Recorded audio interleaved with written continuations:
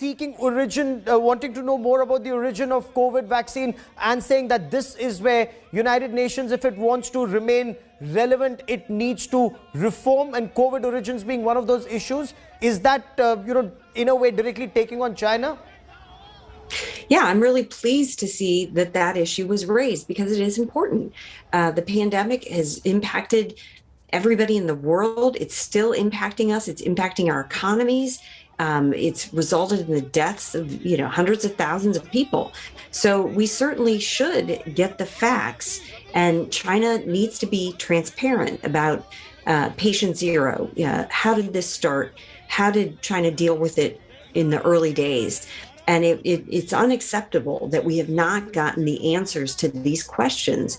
And it's left open. The fact that we don't know, 18 months later, how exactly COVID originated or started is really unacceptable. So I'm really glad Prime Minister Modi raised this. He did, but shouldn't the American establishment also be more keen to find out, more forthcoming, Raymond Vickery? And is that actually happening? Because especially in the Biden administration?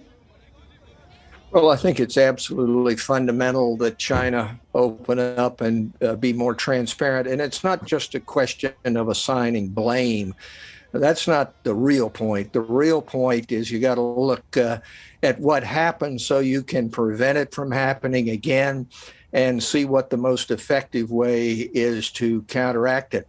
And it is really very dissettling when a country like Australia has the nerve to speak up about the need for that China then threatens them economically and so forth. I don't think there's any question what the United States wants to get to the bottom of the origin in China of this pandemic. But it is also the case that in the Biden administration, we're willing to work with partners, the World Health Organization, United Nations, in order to be able to be more effective in trying to bring transparency to China.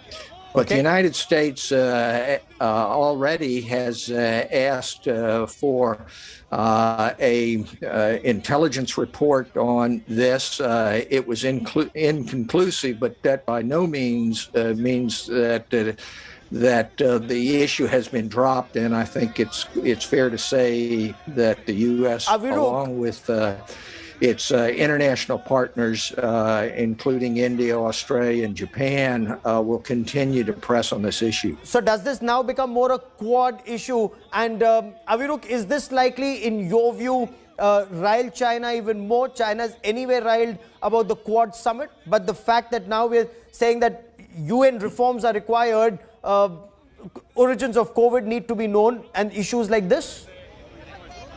I'm sure. I mean, none of this is not done by, these are all things done by design. I don't think the Prime Minister just got up there and rattled off, this origins issue. It would have been thought through and done deliberately.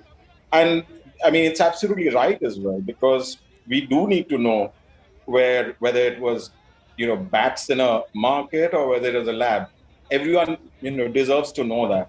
However, what's happened, especially what happened in the last 18 months or so, what has happened, and I would say specifically in the States, is that the issue of origin, which is a fair enough question, that got conflated with things like anti-mask and anti-vax. And then, it just went on tangents such as critical race theory as well. So you have, school boards being surrounded by protesters who are anti-vax, anti-mask, and don't want critical race theory taught, and they want to know the origins. So what happens with this kind of a situation is that if you conflate so many issues, and there are loud people doing this on social media, then the others kind of take a step back for a bit. But I'm glad that a logical, reasonable discussion is opening up again. Sriram Cholia, do you see this logical discussion be taken to a logical conclusion? It's been raised, as Aviruk has rightly pointed out, in the past, but never taken to a logical conclusion. China succeeds in browbeating even powerful countries. Yeah, I think the US intelligence inquiry that Biden had ordered has not come up with anything conclusive, and that's a dampener, because they had sophisticated means of eavesdropping and also agents inside China on the ground. If any country can penetrate the US with all, tech int and human int, it's actually the US. So one would have hoped that they would have come up with something definitive, which they can, nail them at least from the US point of view. And of course, there will be many other democracies willing to go along with it. And that would, of course, play into the new Cold War trope. But that's okay. The point is, China needs to be accountable, at least morally, if not financially, for the devastation that it has. Well, China needs to be held accountable. You're absolutely right. Quads coming together, Quad summit. China. Yes. About China. Yes. The Prime Minister made a very important point today in the UNGA speech. He spoke about saving the oceans from expansion and exclusion. Yes. So coming back to this region, Indo-Pacific, the point is it's not only COVID, right? I mean, it's for us, it's an existential threat. And it is, getting bigger and bigger. The shadow is lengthening of Chinese hegemony. Okay, so it now remains to be seen. Quads come out with a joint statement.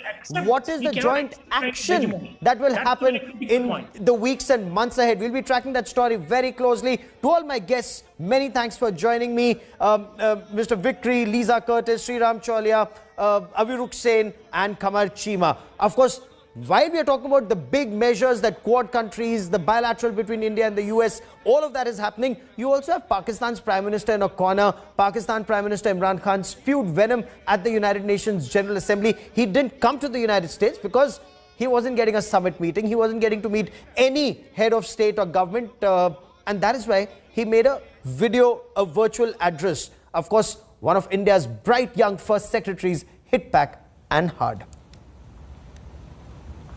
It has undertaken a series of illegal and unilateral measures in occupied Jammu and Kashmir since 5th August 2019. Pakistan repeating its nefarious terror design. In the 80s, Pakistan was a frontline state in fighting against the occupation of Afghanistan, trying to misguide the world about its terrorism module. The current situation in Afghanistan, for some reason, Pakistan has been blamed for the turn of events. The country that suffered the most, apart from Afghanistan, was Pakistan. In denial that its soil is a safe haven for terrorists. The BJP government has intensified repression in Kashmir and continues to vitiate the environment by these barbaric acts. Imran Khan's bid to use global platform to spew venom against India, raking up Kashmir again in its desperate attempt to meddle in India's internal matter. But Imran Khan was put in his place by India's first secretary to the United Nations, Sneha Dubey, in her right to reply as she dismantled Pakistan's lie after lie and exposed them on a global stage. First was the lie about Kashmir. In the aftermath of the 9/11 terrorist attacks, terrorism has been associated with Islam by some quarters. This has increased the tendency of right-wing, xenophobic and violent nationalists, extremists and terrorist groups to target Muslims. We keep hearing that Pakistan is a victim of terrorism. This is the country which is an arsonist disguising itself as a firefighter. Pakistan nurtures terrorists in their backyard in the hope that they will only harm their neighbors. For the mindset of the person who utters. Then she debunked Pakistan's allegation on atrocities on minorities in India. The worst and most pervasive form of Islamophobia now rules India. The hate-filled Hindutva ideology propagated by the fascist RSS BJP regime has unleashed a reign of fear and violence against India's 200 million Muslim-strong community. Unlike Pakistan, India is a pluralistic democracy with a substantial population of minorities who have gone on to hold highest offices in the country. Pluralism is a concept which is very difficult to understand for Pakistan, which constitutionally prohibits its minorities from aspiring for high offices of the state. As to spew falsehoods. Next, she demolished Imran Khan playing the victim card over terrorism. New Delhi has also embarked on what it ominously calls the final solution for Jammu and Kashmir dispute.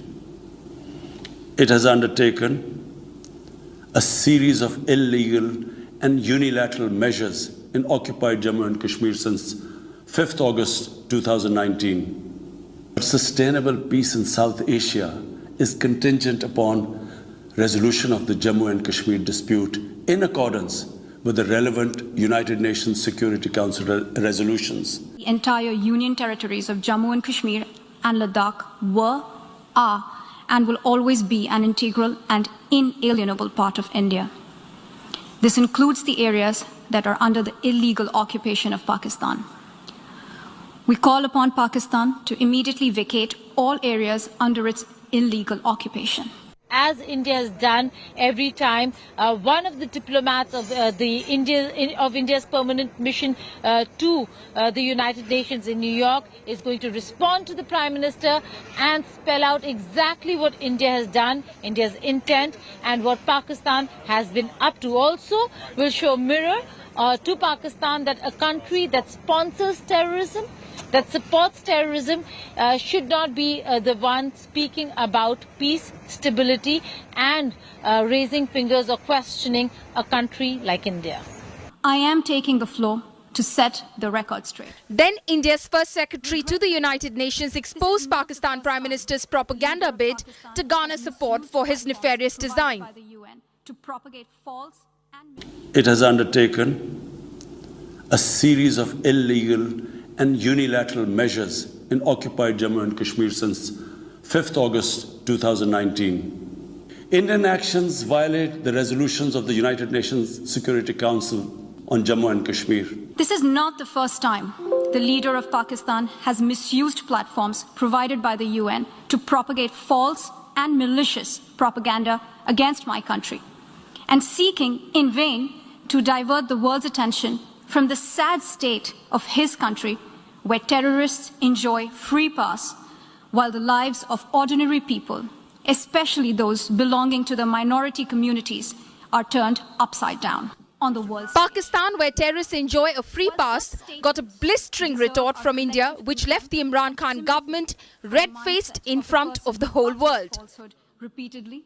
While it seems like for Pakistan the focus remains India and what India does, rather than being a global player and focusing on what Pakistan needs to do as a country, as a nation, we've seen Prime Minister Imran Khan and his entire coterie of ministers, including Shah Mahmood Qureshi, rake up Kashmir every now and again. India continues to maintain that all these efforts to malign India and India's intentions are not going to work with the international community. Regrettably, with Geeta Mohan in New York, Bureau Report, India Today.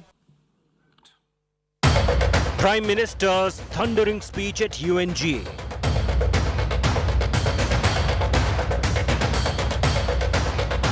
Modi puts terror backer Pakistan on notice. जो देश आतंकवाद का political tool के रूप में इस्तेमाल कर रहे हैं, उन्हें ये समझना होगा कि आतंकवाद उनके लिए भी उतना ही बड़ा खतरा है. Raises plight of Afghan minorities. Afghanistan की धरती का इस्तेमाल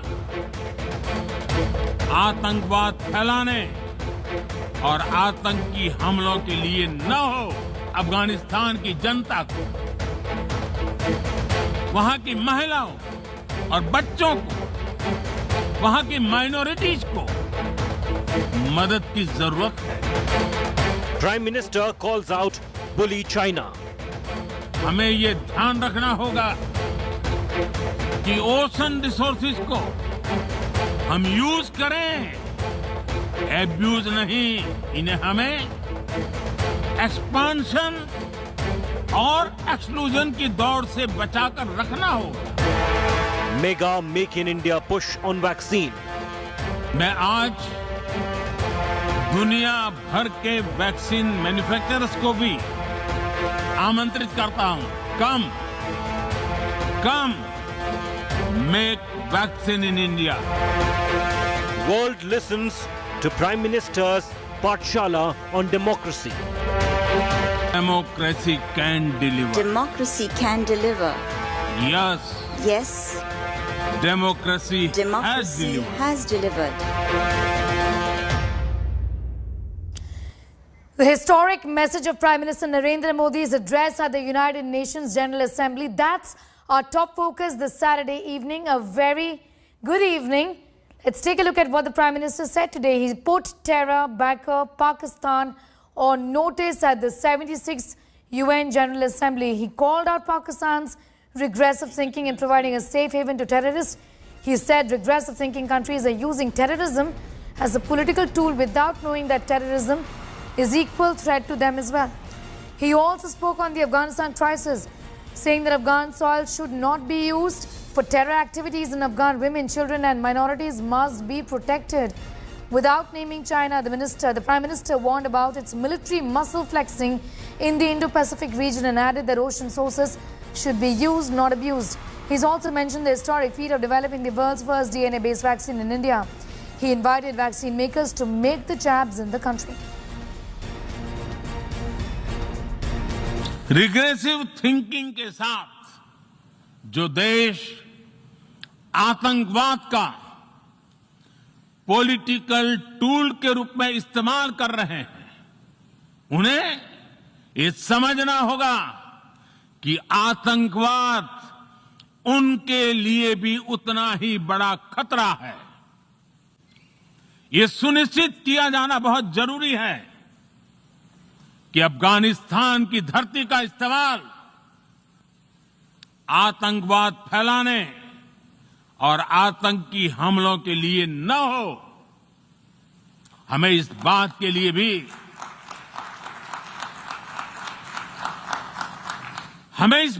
लिए भी सतर्क रहना होगा कि वहां की नाजुक स्थितियों का कोई देश अपने स्वार्थ के लिए एक टूल की तरह इस्तेमाल करने की कोशिश न करें। इस समय अफगानिस्तान की जनता को, वहां की महिलाओं और बच्चों को, वहां की माइनॉरिटीज को मदद की जरूरत है और इसमें हमें अपना दायित्व निभाना ही होगा। हमारे समंदर भी हमारी साझी विरासत है, इसलिए हमें ये ध्यान रखना होगा कि ओशन रिसोर्सेज को हम यूज करें, एब्यूज नहीं। हमारे समंदर अंतर्राष्ट्रीय व्यापार की लाइफलाइन भी है, इन्हें हमें एक्सपांशन और एक्सक्लूजन की दौड़ से बचाकर रखना होगा। रूल बेस्ड वर्ल्ड ऑर्डर को सशक्त करने के लिए अंतर्राष्ट्रीय समुदाय को एक सुर में आवाज उठानी ही होगी। सुरक्षा परिषद में भारत की प्रेसिडेंसी के दौरान बनी विस्तृत सहमति विश्व को मैरीटाइम सिक्योरिटी के विषय में आगे बढ़ने का मार्ग दिखाती है। गत 1.5 वर्ष से For the last 1.5 years, पूरा विश्व the world 100 साल में has आई been सबसे grappling with बड़ी the worst महामारी pandemic का it has सामना seen कर in 100 years. ऐसी भयंकर महामारी में I pay tribute जीवन to गंवाने all वाले those who have lost their lives सभी लोगों in the deadly corona मैं pandemic, श्रद्धांजलि देता हूं और and परिवारों I के साथ express my condolences संवेदनाएं व्यक्त to करता their families. कोविड के ओरिजिन के संदर्भ में और ease of doing business ranking को लेकर वैश्विक गवर्नेंस से जुड़ी संस्थाओं ने दशकों के परिश्रम से बनी अपनी विश्वसनीयता को नुकसान पहुंचाया है। ये आवश्यक है कि हम यूएन को ग्लोबल ऑर्डर, ग्लोबल लॉज और ग्लोबल वैल्यूज के संरक्षण के लिए निरंतर सुदृढ़ करें। दुनिया की पहली डीएनए वैक्सीन विकसित कर ली है, जिसे 12 साल की आयु से ज्यादा के सभी लोगों को लगाया जा सकता है। एक और mRNA वैक्सीन अपने डेवलपमेंट के आखिरी चरण में है। भारत के वैज्ञानिक कोरोना की एक नेजल वैक्सीन के निर्माण में भी जुटे हैं। मानवता के प्रति अपने दायित्व को समझते हुए भारत ने एक बार फिर दुनिया के जरूरतमंदों को वैक्सीन देनी शुरू कर दी है। मैं आज दुनिया भर के वैक्सीन मैन्युफैक्चरर्स को भी आमंत्रित करता हूं, कम make vaccine in India.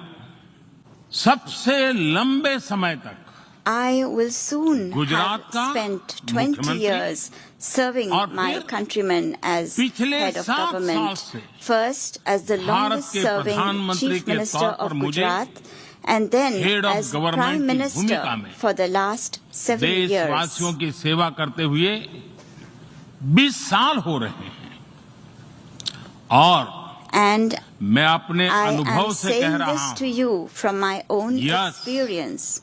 Yes, democracy can deliver. Democracy can deliver. Yes, democracy has delivered. आज विश्व का हर छठा व्यक्ति भारतीय है। जब भारतीयों की प्रगति होती है तो विश्व के विकास को भी गति मिलती है। When India grows, the world grows. When India reforms, the world transforms. Bharat में हो रहे साइंस और टेक्नोलॉजी आधारित इनोवेशंस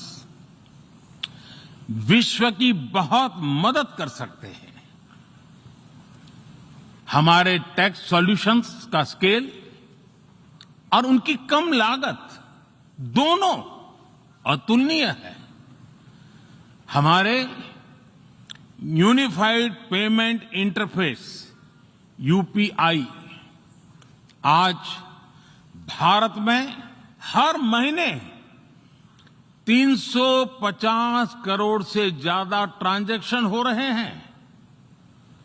भारत का वैक्सीन डिलीवरी प्लेटफॉर्म कोविन एक ही दिन में करोड़ों वैक्सीन डोज लगाने के लिए डिजिटल सपोर्ट दे रहा है।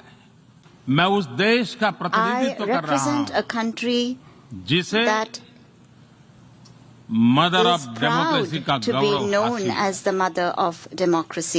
लोकतंत्र की हमारी हजारों वर्षों की महान परंपरा रही। इस 15 अगस्त को On 15th of August this year, अपनी आजादी के India entered 75वें साल में प्रवेश 75th किया। year of its independence. हमारी विविधता, Our diversity हमारे सशक्त लोकतंत्र is की the पहचान है। identity of our strong एक ऐसा democracy. देश It is a country जिसमें that has दर्जनों भाषाएं dozens हैं, of languages, सैकड़ों बोलियां हैं, hundreds of dialects, अलग अलग रहन सहन different खान पान। lifestyles and cuisines. ये vibrant This is democracy the का best बेहतरीन example of a उदाहरण है। vibrant democracy.